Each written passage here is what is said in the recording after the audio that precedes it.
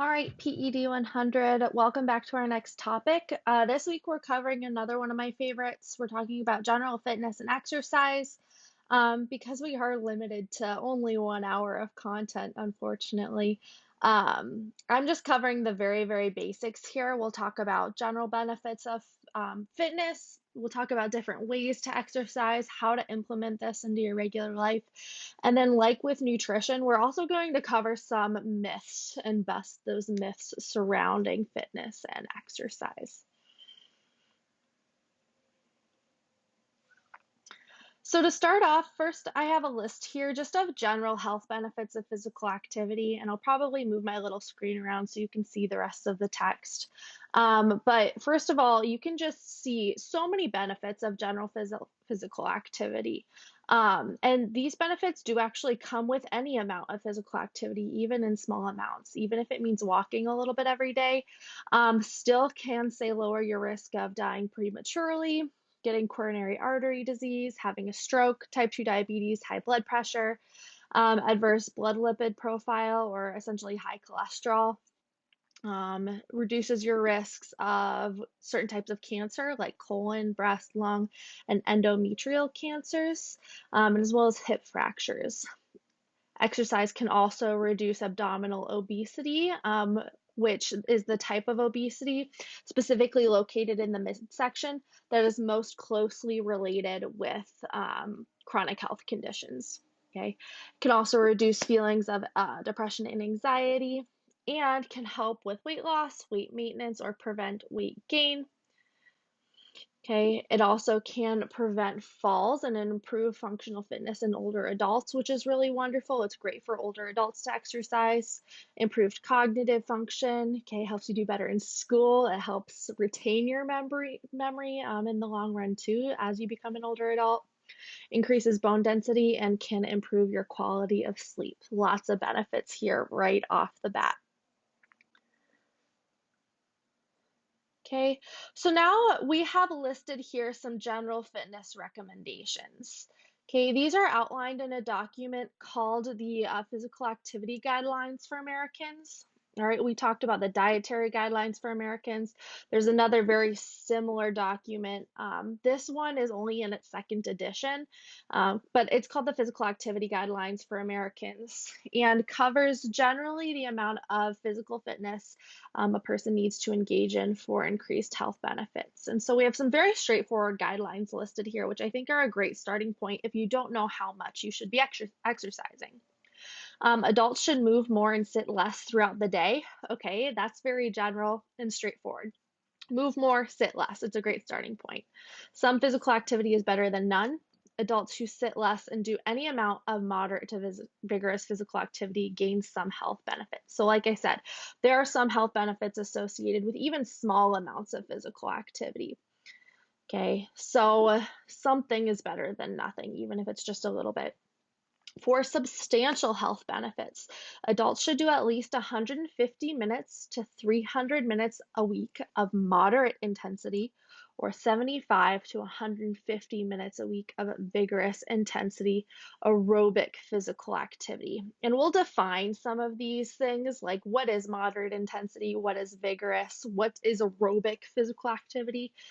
Okay, or an equivalent combination of moderate and vigorous intensity aerobic activity.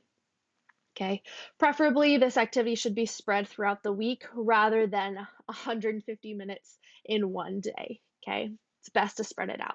What this looks like broken down is essentially 30 minutes to an hour of moderate intensity physical activity 5 days a week, or 15 to 30 minutes of vigorous intensity physical activity 5 days a week. Okay. Additional health benefits are gained by engaging in physical activity beyond 300 minutes a week. So more is better in this situation.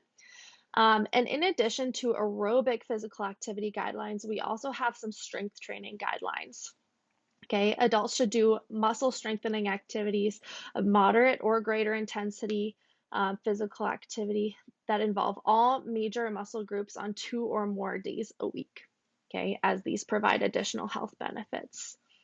Okay, lots of benefits for both, but essentially here, aerobic physical activity is going to be great for strengthening your heart and your lungs, okay, reducing your risk for cardiovascular type disease, while muscle strengthening activity is going to be great for building up your lean body mass, adding muscle onto your body, increasing your metabolic rate or the amount of calories you burn at rest.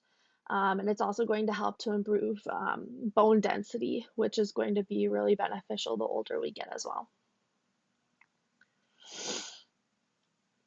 Okay, so what is moderate and what is vigorous? Because this can be kind of confusing if you don't know what you're looking at. Moderate intensity physical activity, if you think about rating your tiredness level on a scale from 1 to 10 while you're exercising, maybe you're working outside raking leaves, maybe you're going for a walk, maybe you're going for a run. If 0 is not tired at all, like you're basically sitting down doing nothing, and 10 is you can't work any harder or you're going to faint, pass out, you're going to have to stop running or stop exercising immediately. Moderate intensity is going to be between a 3 and a 5 on a 10-point scale. Okay, so really this isn't very intense activity. Okay, a 3 to a 5 on a 10-point scale is going to be like going for a walk. All right. Vigorous intensity is a little bit more intense. Heart rate is going to be higher. You're going to sweat more. You're going to breathe harder. And this is going to be anywhere between a 6 to a 9 on a 10-point scale. So think of like going for a jog would be vigorous intensity. Going and swimming laps, maybe vigorous intensity for you. Playing a pickup basketball game is vigorous intensity. Really, a pickup game of any type of organized sport is going to be vigorous intensity. Okay. Golf is probably more moderate intensity. Tennis doubles is maybe more moderate intensity. Tennis singles is going to be vigorous intensity. Okay. So just start thinking about what type of physical activity you're engaging in and how long you're engaging in it. Okay, some more specific examples here.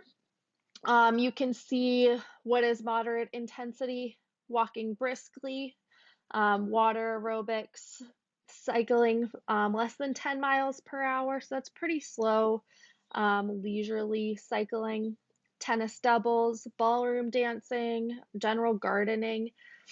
Okay, vigorous intensity is going to be something like race walking or speed walking, jogging or running, swimming laps, tennis singles, aerobic dancing or like an aerobic fitness class, cycling faster than 10 miles per hour, jumping rope, heavy gardening, walking uphill, hiking, things like that, okay? More examples for you there. So now further, we're going to define what is aerobic physical activity. Okay, if you have taken PHYED classes, or even if you're, say, majoring in exercise science, this is pretty familiar to you. However, for those of you who have not taken exercise classes, again, just want to make sure everybody's on the same page. So aerobic physical activity, this is the majority of those guidelines. This is going to be large muscle, continuous activities that comfortably raise the heart rate and promote endurance. Okay, so continuous, monotonous swimming, cycling, jogging, like cardio. Okay, that's a better way to describe it. Aerobic physical activity is going to be cardio. It burns substantial calories when performed for longer periods of time. Commonly recommended for weight management, and I talk about that in other classes that I teach in the sport and exercise science program. But for weight management, usually aerobic physical activity is going to be recommended on a regular basis. And once again, even small amounts of aerobic physical activity can have benefits, like walking. Okay, walking has benefits. Okay, so then what are muscle strengthening activities? This is the other half of that recommendation. This is going to be like resistance training or strength training, or sometimes called weight-bearing activities. Okay, these types of activities are beneficial because they increase not only lean muscle tissue, but also bone mineral density. Okay, bone mineral density increases is great for preventing things like osteoporosis in old age, but increasing lean tissue is going to be really beneficial for increasing your metabolism, which I mentioned earlier. So, strength training really isn't going to allow you to burn many calories during one single session. Your heart rate won't jump up as much as during cardio or aerobic fitness. You might not even sweat as much. It's not as effective as burning calories during activity, but in the long term, caloric burn is actually almost equivalent because cardio, like I said, is great for burning calories during activity, but there's not much of an afterburn. Okay, your body stops using energy as soon as you're done. However, when you strength train and you destroy some of that muscle tissue, okay, additional calories are required post-training to rebuild that tissue. Plus, the more muscle you have, the more calories your body requires at rest. Okay, so basically, your body is going to be burning more calories while you're sitting there doing nothing, the more muscle you have, which is a great benefit of strength training. Strength training also may prevent gains in intra-abdominal fat or that centrally located abdominal fat, which again is associated with higher rates of chronic health conditions.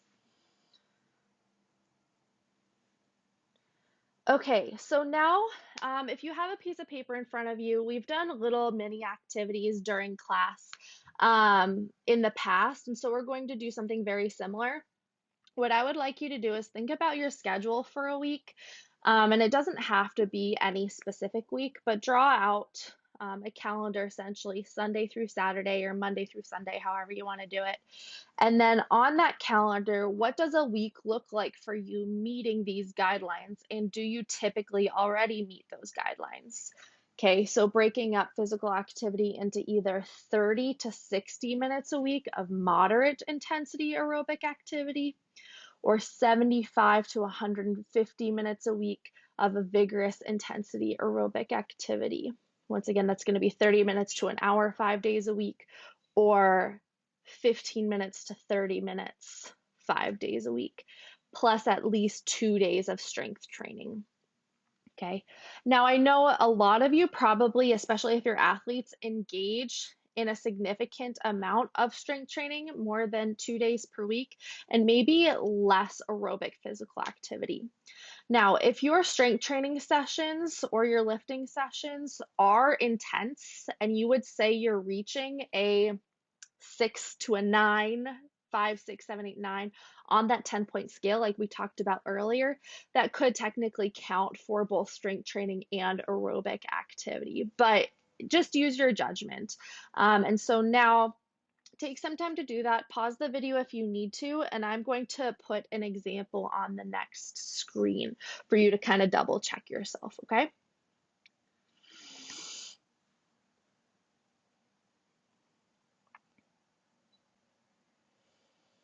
Okay, so a couple benefits to doing this. First of all, it allows you to see if you're already meeting the guidelines or if you do need to significantly increase your current physical activity to meet those guidelines. It also provides a way for you to pre-plan your fitness routine.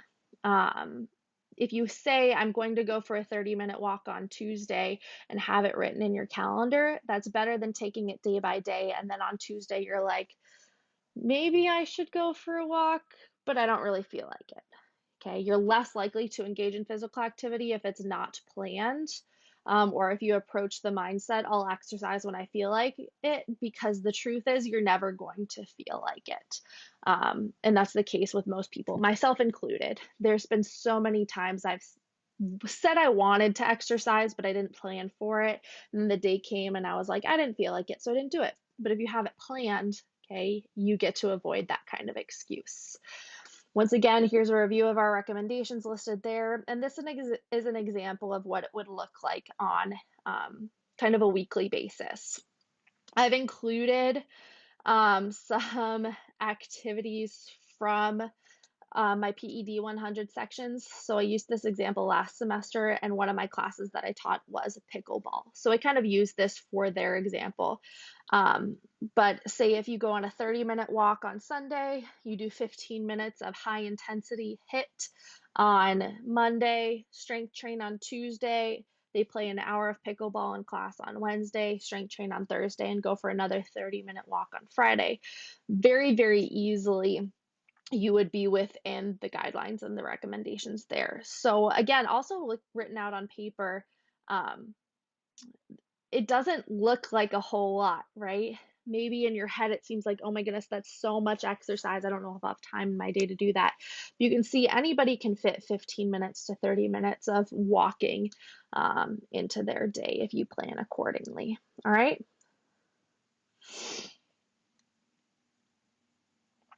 So now specifically, I want to talk a little bit about strength training and resistance training. This is something that I love and I'm passionate about and have grown to learn a lot about. And again, I could spend hours and hours and hours talking about resistance training specifically. So I'm going to do my best to just cover general benefits.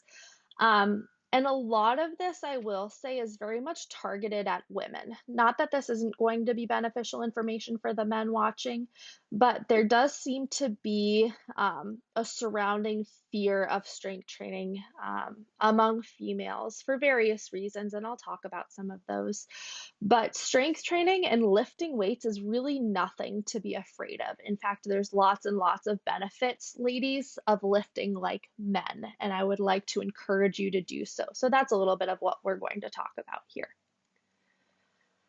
Okay. Benefits of resistance training specifically. Now, I already showed you that really, really long list of benefits of aerobic exercise, but these are benefits of resistance training specifically. And you can see it's also a very long list. Increased bone density, improved balance, improved coordination, increased athleticism, improved mobility, decreased risk for injury, decreased risk for arthritis, diabetes, osteoporosis, heart disease, obesity, reduced back pain, improved sleep, improved mood, improved stress levels, increased metabolism, improved posture, and increased strength. That last one is my favorite because being strong is pretty awesome. It's pretty great to, not have to ask people for favors that require large amounts of strength. And so even increased strength alone as a benefit, I would say is good enough for me to want to engage in strength training on a regular basis.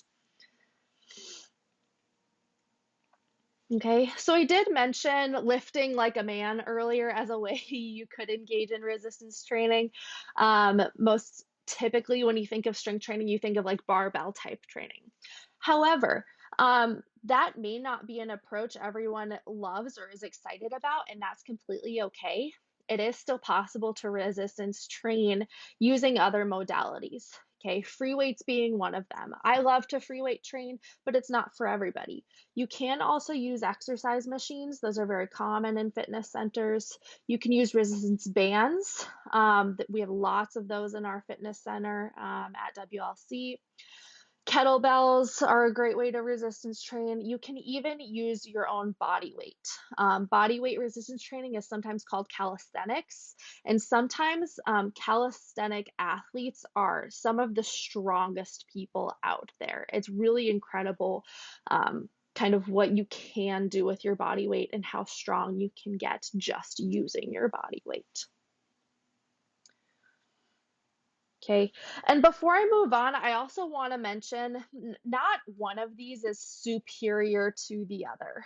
Okay, sometimes people will talk about, say, free weights being superior to machines, or body weight being superior to free weight training, or functional training being superior. And really, it's all about finding what's beneficial for you. Now, I will say something I get questions about a lot is machines versus free weights. If somebody wants to strength train, what's better? What do I choose? Is it okay to just use machines, or should I try to use free weights like dumbbells and barbells? Okay. Now, my answer to that, to make very simple right now, is that both have a time and a place. However, if you're only going to pick one, I would recommend going with free weights 100%. Machines, what they do is they allow you to rely on them for support and stability, um, which could be really, really excellent for somebody who maybe has compromised health or, muscular imbalance or weakness, or somebody who is older. However, forcing your body to stabilize on this machine and then move a stack of weights through basically an assigned range of motion um, is going to diminish your speed in which you develop strength. Okay. Using free weights in which your body is forced to balance on its own, you have to use your own core strength, in addition to the strength of like your back and your legs and your arms to balance the weights, is going to lead to much faster gains. And it's also going to, in the long run, reduce your risk for injury, because if you're training your body to stabilize through all types of movements, overall, you're going to be much stronger throughout your entire body, and reduce your risk for injury. Whereas if you frequently train with machines, that actually may allow certain areas of your body to go untrained, like your core or your midsection. And so your body doesn't have to balance on its own, and it doesn't have to stabilize on its own. And when you try to apply that learned strength into real life scenarios, it actually becomes really, really challenging to do so. And you increase your risk for injury in that way. Okay, so that's just kind of a short snippet, but if you have more questions about machines versus free weights, I have lots of more information I can offer to you as well. Okay, so this next slide might look a little bit complicated. These might be words that you're not very familiar with, and that's okay. However, I do think that they are still really, really important to understand when you start exercising on a regular basis, specifically strength training. Okay. And as much as I love like strength training, resistance training, I understand that if you've never done it before, it can be difficult to know where to start. Um, Now, a training program that has like structure and intention and purpose behind what you're doing, this is going to apply these principles here, like specificity and overload and progression. Um, it's going to allow additionally for a lot of repetition. Um, and that repetition is going to be specific to your goals. And then you get the opportunity to progress and improve over time. Um, so this is really why following like a designed program using these principles is going to be far superior than just showing up to the gym every day and doing random things like winging it and, oh, I'll do this machine and then I'll go bench press and then I'll go do the squat and, not really having a plan. If you have a plan and you follow your plan and then you track your progress every week, applying some of these principles, you very quickly are going to end up chasing PRs and improving your strength. And it's going to be easy to track those increases. It's way more difficult to track your improvements if you're just random, willy nilly doing things as you walk into the gym. Okay. So if you do these things correctly, you will be successful. There really is no way around it. So now what are these things? What is specificity? First off, as you design a program for yourself, it's going to be important that it's specific to your goals. Now, this doesn't necessarily mean that your training sessions need to look exactly like playing a basketball game, except with weights on your hands and your feet. Okay, that's not what specificity is. But it's going to mean whether you're an athlete or not, training in ways that are going to help you improve the things you want to improve, either on the court or in your physique or whatnot. Okay, so if you want to say build a bigger chest, have a bigger bench press, you're going to do things that are specific to that goal, like a bench press and a lot of pushing and tricep exercises and things that are going to help you improve in that goal. If you're a volleyball player, you're going to want to do a lot of jumping in your training again. So things that are specific, a lot of agility, right? So very simply, you just want your training plan to be specific to what your goals are. Okay. In addition, Progressive overload, what does this mean? Now, these are actually two concepts that I've combined into one. You can look at progression and overload separately, but to simplify things, I've combined them into one phrase. Progressive overload essentially means that over time, okay, as you continue to do the same training program with the same exercises, you are either adding weight or manipulating some other variable of that exercise. You're adding weight, you're doing more sets, you're doing more reps, you're doing a variation of that exercise. Okay. What this allows is greater increases in strength over time. If you were to say bench press 135 pounds for 3 sets of 10 reps every time you trained, you would never get stronger than that. You would only be as strong as someone who can bench press 135 for 3 sets of 10 every single time they lift. However, if you say increase that to 3 by 10 of 145 or 4 by 10 or maybe 155 pounds for, 4 sets of 5, and you manipulate your training load so that over time your weight is gradually increasing, you're going to continue to get stronger. But again, that can only happen if you have a plan and you have something written down. You cannot progressively overload if you just walk into the gym without a plan and decide to, do whatever one day. Okay, so it's important to have a plan written down for yourself so that even weeks in advance you can plan what your progression is going to look like, and then you don't have anything to think about and you know you're going to continue to get stronger. Okay, and again, these things can seem complicated at first, and I spend like weeks talking about these in other classes that I teach. It is very possible to go more in depth on this discussion. And if you have questions on how to overload a workout or how to progress in a program, definitely send me those questions as well. Okay, something else I want to talk about a little bit is the importance of technique. And this is something that is really, really important to me. And I could spend all day talking about technique. In fact, if you're in PED 100-02, my strength training section, you know that I could spend hours and hours and hours talking about technique for specific exercises. Okay, proper technique is beneficial because it reduces your risk for injury, and it also will allow you to lift more weight in the long run, which is our goal when we strength train, is to get stronger and to lift more weight eventually. When I talk about the importance of technique, I often target this conversation at men. Okay, women tend to be far more careful with their technique. They care less about the total weight they're moving, and they want to do things really, really carefully, almost to a fault. Okay, women will oftentimes, when they're training, train too slow and too carefully, and they'll limit their progression because they're scared of lifting too much.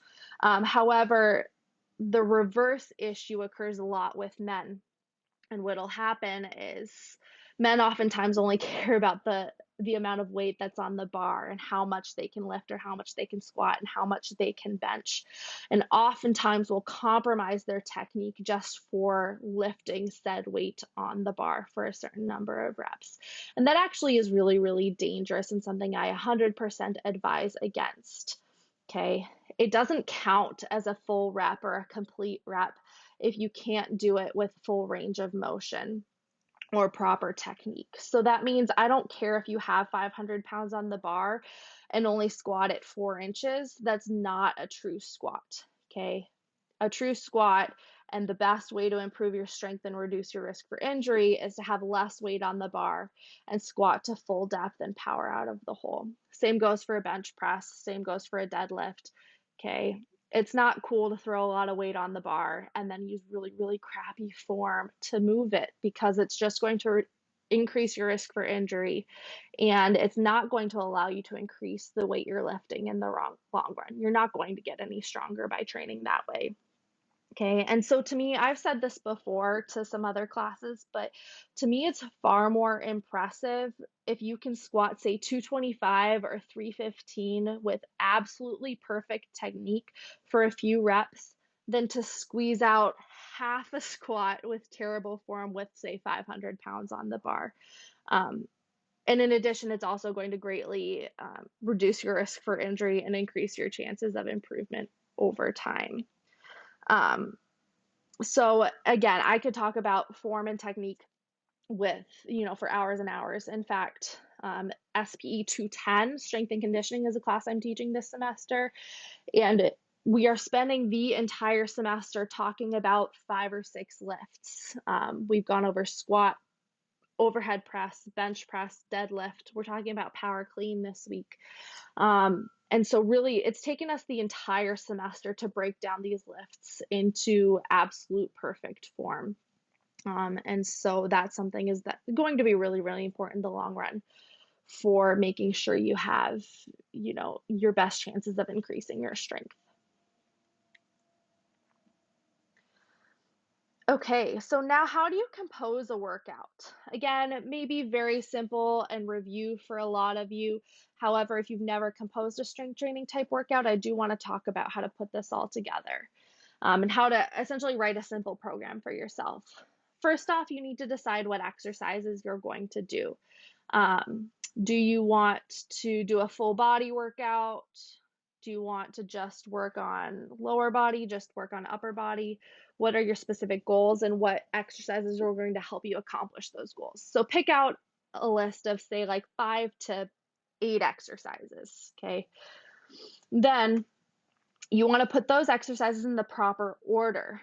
It's not okay to just go through a random list of exercises and run through them one at a time. Your exercises actually should be in a proper order.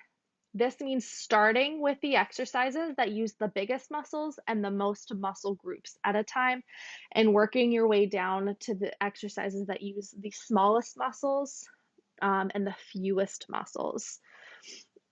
In general, this will look like starting a workout with something like a squat or a deadlift or a bench press, okay, or like a power clean.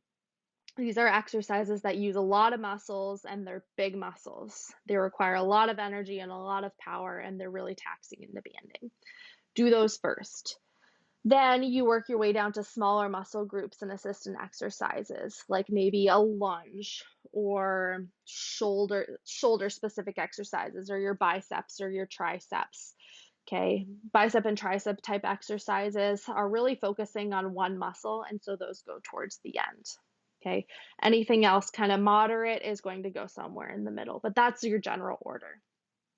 Okay, you also need to decide a set rep scheme for yourself, and depending on your goals, again, you're going to want to use a different set rep scheme.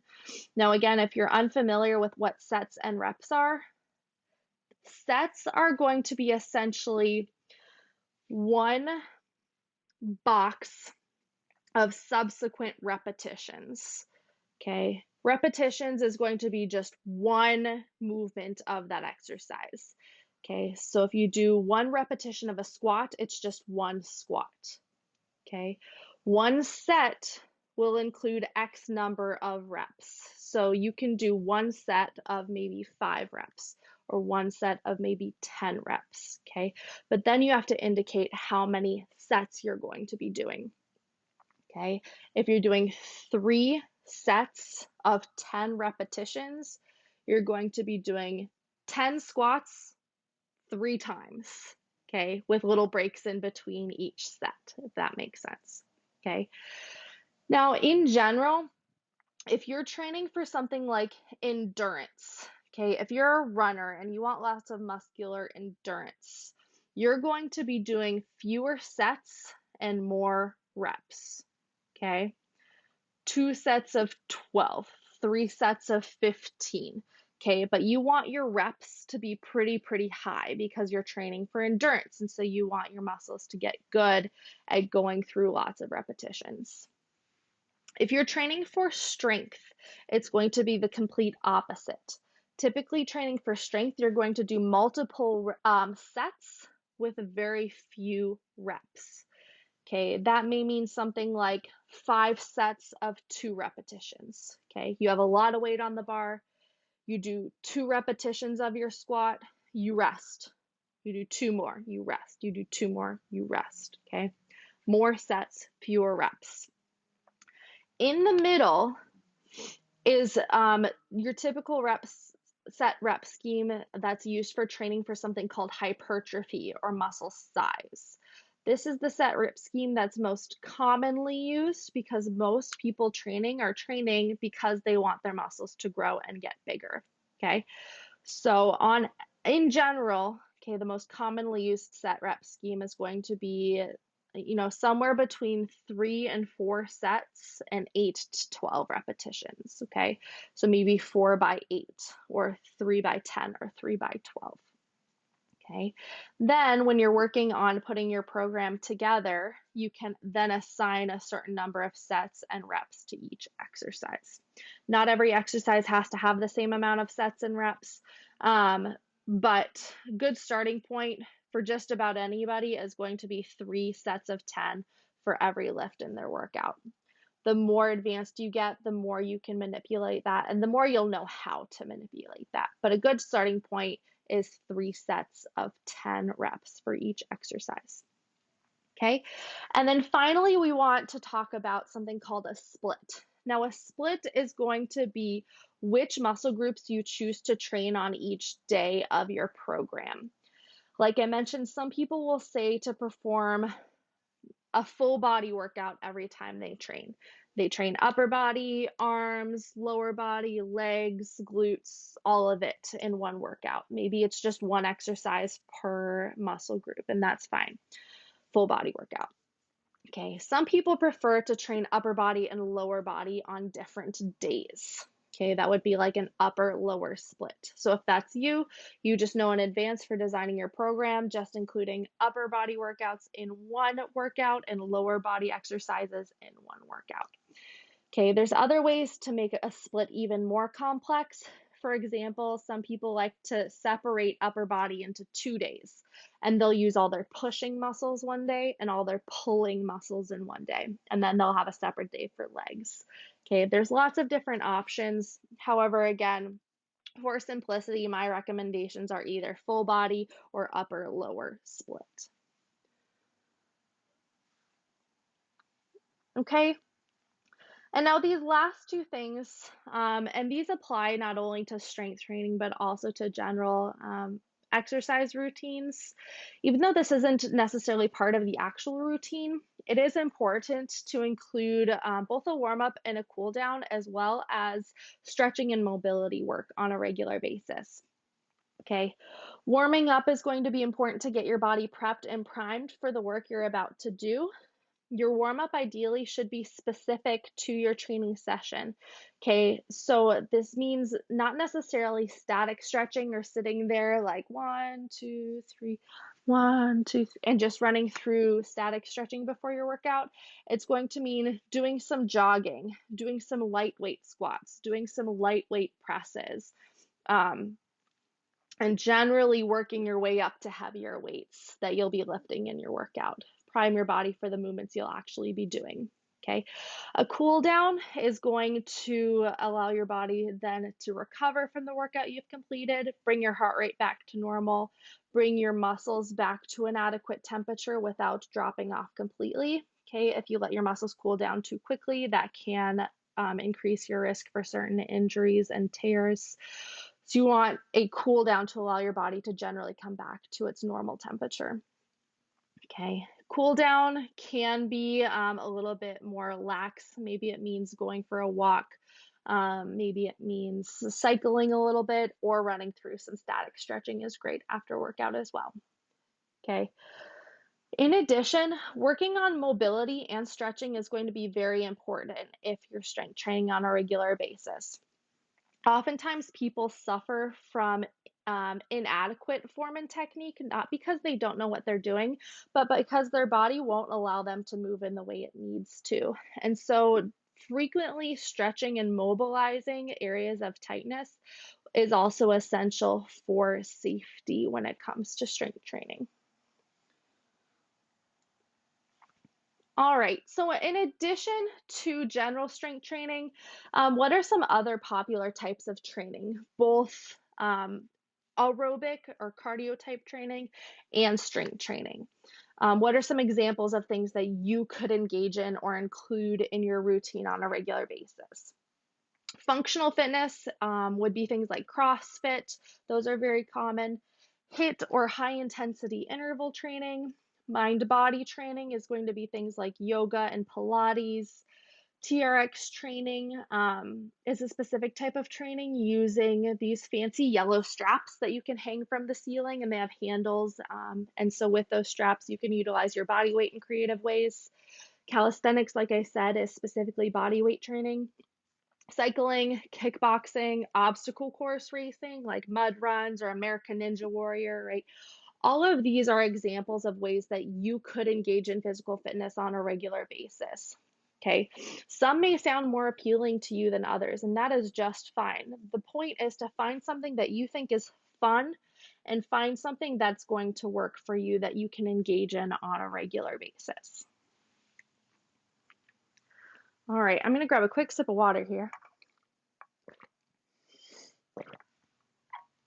Now, if you remember a couple weeks back when we talked about nutrition, I mentioned our jar analogy and how you want to focus on the big rocks and wait to focus on the sand until later. Okay, just like in nutrition, fitness has lots of small pieces of advice, lots of sand floating around, things that people will tell you, like, oh, you have to do this to improve your fitness. But is there a lot of scientific backing to that? Or should you focus on big rocks first, like just getting exercise in general? So I want you to take a second and write down some pieces of sand, some fitness sand that you can think of. Silly little recommendations, pieces of advice, things that you've heard before that maybe you question the credibility of. Um, you know, write a couple things down. And then we'll talk about some myths on the next slide. Okay, so now maybe you wrote down some things like this, maybe not. But when I think about silly little pieces of fitness advice that I've been told in the past or I've heard, some of these are things that people have said to me specifically or things that I myself have believed.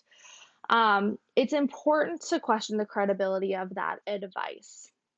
And so I've compiled a list of 10, plus I have about 4 honorable mentions on the next slide.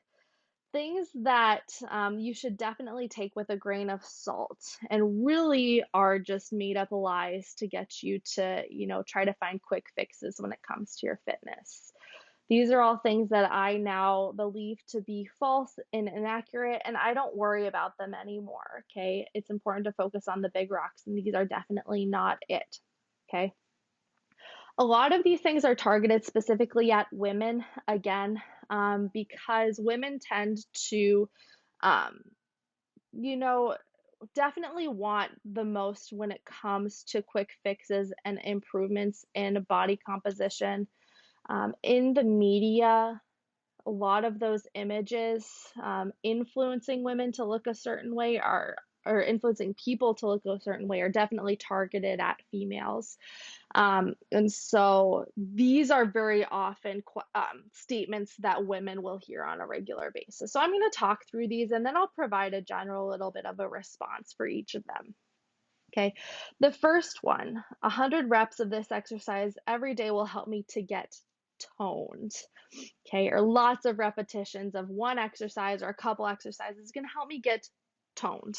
Okay, first of all, I want to talk about the word toned. There are a few things that I hate more than this word, and here's why. So, first of all, muscle tone, okay, is an actual physiological term used to describe the constant tension your muscles hold. So your muscles always have a little bit of tension in them. Okay, if they didn't, you would just be super limp. Okay, your muscles always have a little bit of tension, and this is called muscle tone. Your muscles are always slightly contracted. Okay, so everybody has muscle tone, first of all. Okay, second of all, the toned look that women usually want to achieve, okay, smooth skin, tight skin, okay, muscle definition, actually doesn't happen in the way most people expect it to happen.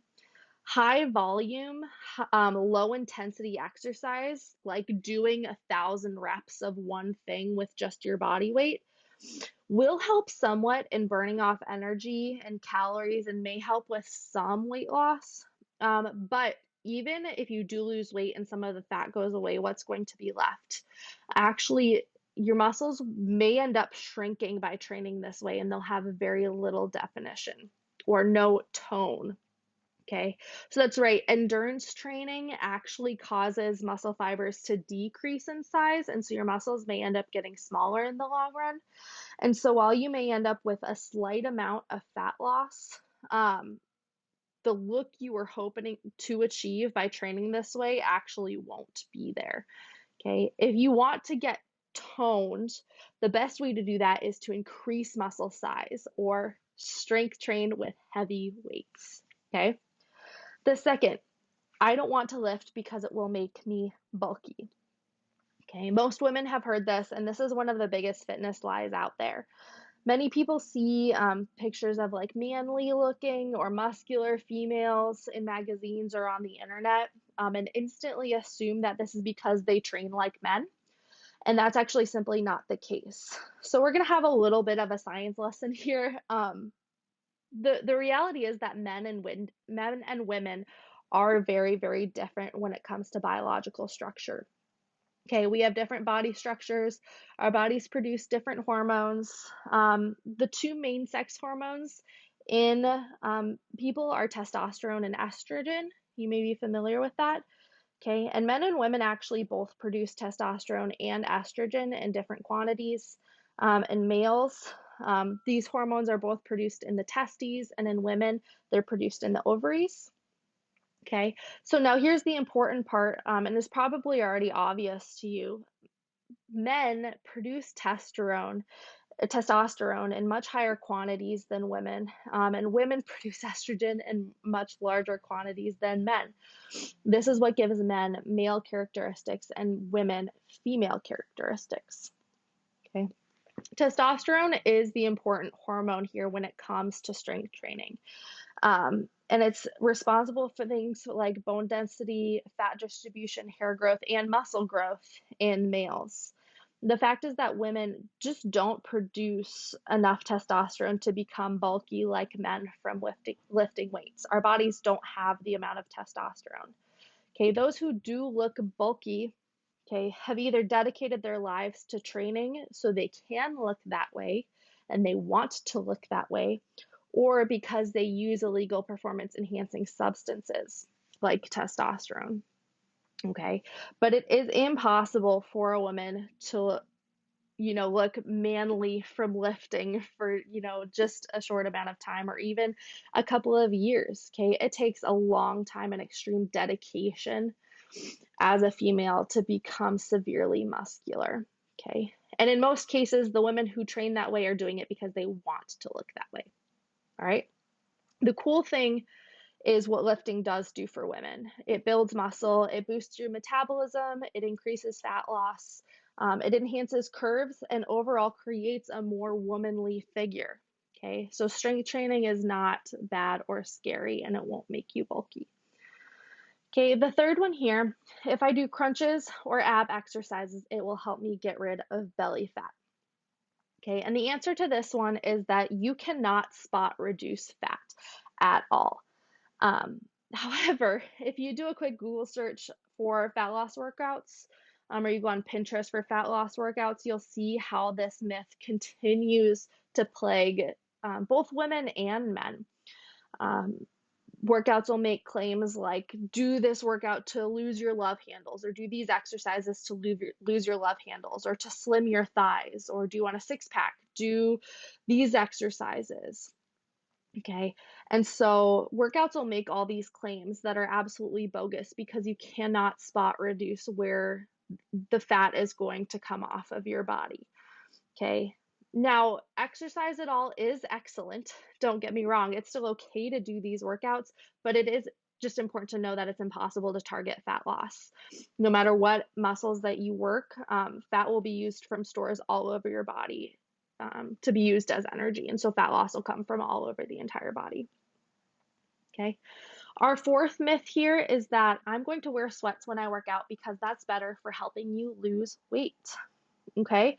This is something that I had been told multiple times by a friend. It was back in high school, so we were young. But I had a friend who would always say, like, no, I'm going to wear sweats when I work out so I lose more weight. And so this can actually be really, really dangerous because sweating is the body's natural cooling process. And when you sweat, it means that you're working hard and your body is doing what it's supposed to do, and it's keeping your core temperature down. Um, Wearing sweats while you work out may allow for immediate, like acute weight loss because you're losing a lot of sweat. Um, and so while sweating may result in brief weight loss, which again is coming from water and not from fat, it doesn't mean that extra fat is going to melt off your body. In addition, it's actually important to replenish that weight loss during activity with water to avoid severe dehydration. Number 5, doing cardio every day is the only way that I will get in shape. Okay. So first of all, I want to point out that cardio, personally, it sucks. Okay. I don't love cardio. I'm not a big cardio person. Some people love it. And if you like that runner's high, then good for you. But more often than not, I see people trying to run outside or on the treadmill in the hopes of getting better shape, thinking it's the only thing that will help them, but they look like they hate their lives. Um, while doing cardio is effective at burning calories during activity, strength training is also, like we said, extremely effective at increasing caloric expenditure over time. Okay. The benefits of strength training aren't limited to a caloric burn either. Like we said, one of the greatest benefits of strength training is muscle growth. And when you have big muscles, your metabolism is higher and you actually end up burning more calories in the long run. Okay. Number 6, I saw this workout online, and if I do it every day, I will be in really good shape. So, like I mentioned earlier, exercising at all is excellent, especially if you're not used to doing it. And if the type of exercise you're doing makes you really, really happy and you love it and you could do it forever, then like don't change anything. But in reality, if you do the same workout over and over and over and over and over again, your body will actually eventually adapt and your progress will slow down. This is the same reason why endurance training is actually one of the least effective ways to get into shape. Our bodies are really good at adapting to stress. It actually wants to become more efficient. Okay. And so the more efficient your body is, it actually means it's burning fewer calories to keep your body running efficiently and optimally. So if you run, say, a mile every day, your body will eventually adjust and get really good at it. This also means that your body won't have to work as hard to run the same distance. And so it's become more efficient and it'll burn fewer calories running the same mile. So then, in order to burn more calories or to continue making progress, you have to run faster or farther or longer. And eventually, if you run any longer or farther, your body will get worn down, you'll get injured. And so the key here is going to be change. Mix it up and avoid a plateau. Because if you do the same thing every day, you will plateau and your success will slow down. Okay. Let's see, 7 is what we're on. I'm going to run on the treadmill until the treadmill says I've burned 500 calories. Then I will have had a good workout. Simply stated, machine calorie calculators are very, very inaccurate. And so you can't trust the number of calories your treadmill says. You also can't really trust the number of calories your Fitbit or your Apple Watch says, okay? It's really hard to accurately track caloric burn, okay? In addition, the number of calories you've burned, even if you could measure it, doesn't define a good or a bad workout, okay? And so I would avoid that mindset that, oh, if I've just exercised and burned X amount of calories, then I will have a good workout, or I've earned those back and I can eat those calories, okay? That's a really dangerous mindset. Number 8, I'm going to do a lot of upper body and triceps exercises to get rid of my bat wings. Okay, for this one, all I'm gonna say is look back at number 3. You can't spot reduce fat, and so that's my answer for that one. Okay, number 9, I'm going to do a lot of adductor machine exercises so I can have a thigh gap. Okay, that's what that next one says. Um, and so just like number 3 and just like number 8, can't spot reduce fat again. Um, in addition, the whole obsession with the thigh gap, I think, is very, very ridiculous. And really, having a thigh gap depends on purely the structure of your femurs and your pelvis.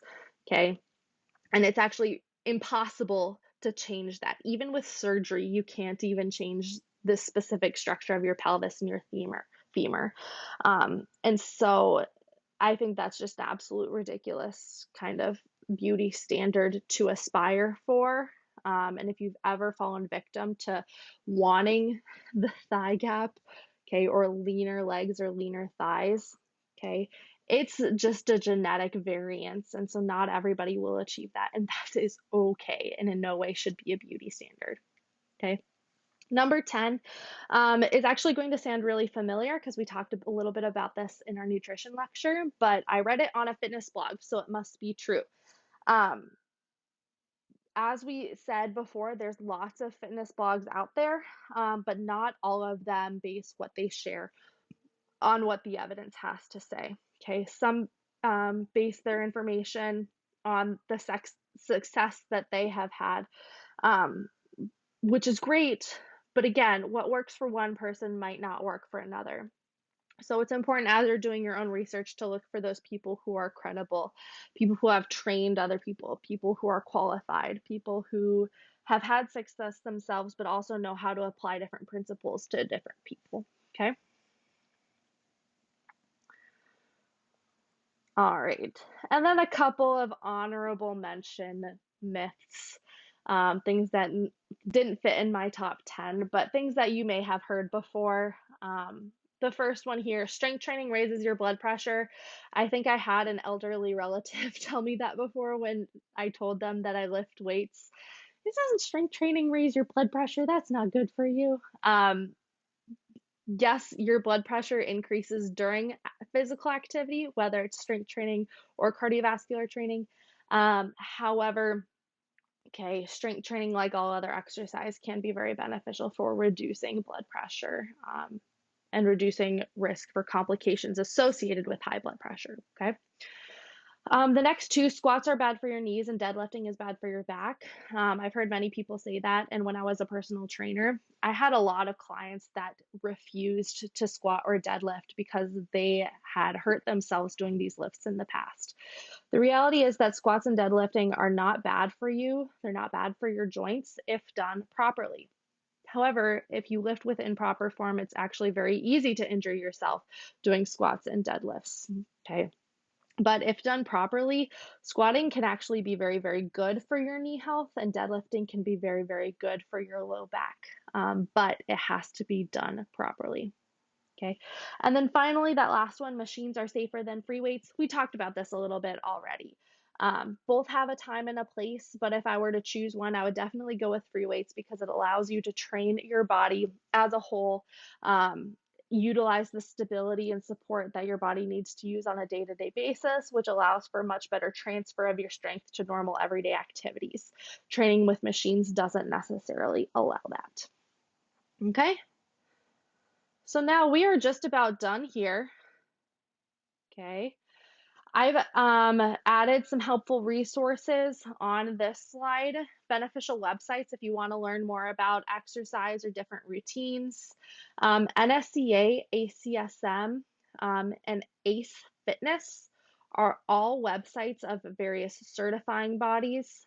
Okay, these are all companies and corporations who certify personal trainers and other professionals, and some also have published peer-reviewed journals, so feel free to check those out. There's lots of good information on their websites.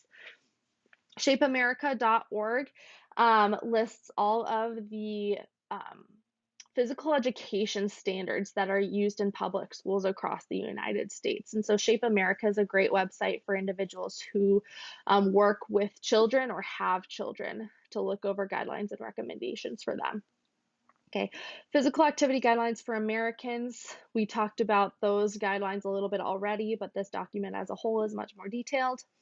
And then some additional blogs and websites that I personally enjoy and things that may be a little bit more fun to read for you. Girls Gone Strong is targeted specifically at women. Eric Cressy is a world-renowned strength and conditioning coach, so he has a lot of great stuff for athletes. T-Nation and bodybuilding.com have lots and lots and lots of articles on exercise and strength training. However, because of the sheer quantity of material on both of these websites, you do have to be skeptical about everything that you read because there is some not great stuff on there written by people who don't know a whole lot. And so some good information on there, but again, just take everything you read with a grain of salt. Brett Contreras is a great strength and conditioning coach, and his main focus is actually glute training. His colloquial nickname is the glute guy, and he actually helps people train to have better and nicer butts, which is actually really important for athletes to train the posterior chain, actually. And so he's a published researcher as well. And then Athlean X and Jeff Cavalier. Athlean X is a YouTube channel, and they also have a website with really great fitness information. Okay, so that's just a short list of some resources, but if you want more, definitely let me know, and I have a long list that I could send over to you. Okay, and then finally, in our normal class sessions, I leave time for question and discussion. So if you have any questions, please definitely let me know again. Otherwise, continue to post in your forums. I'm looking forward to reading those this week. Share some own personal information with us, and I will talk to you all in a couple of weeks. Thanks. Bye.